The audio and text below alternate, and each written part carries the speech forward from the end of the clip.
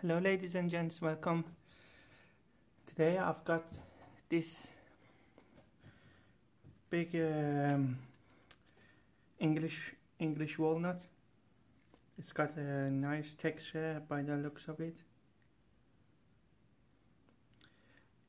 It might have been chopped because of the fungus, it seems like,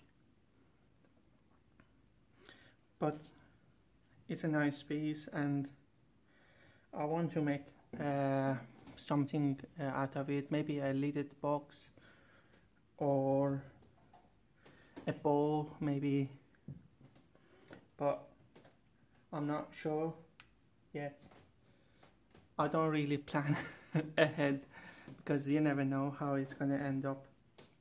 And this is another piece, it was the same wood but it had splits over here, so I chopped it, bandsawed it, not this way though, on the flat side. That's why it's not really accurate cut, because I can't see the line other way around. So always be safe, never try to cut this way when it's not flat. Anyway, let's just get started.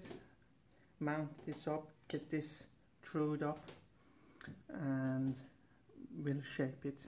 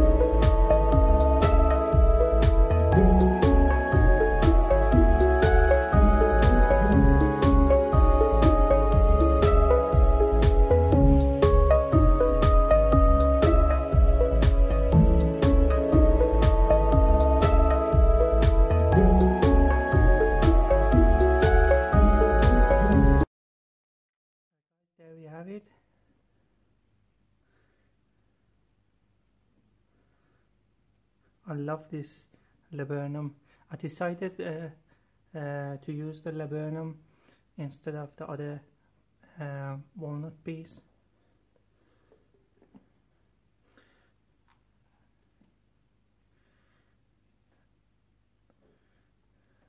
I will show you guys some pictures at the end, but yeah, I love how this turned out. I wish it was more rounded,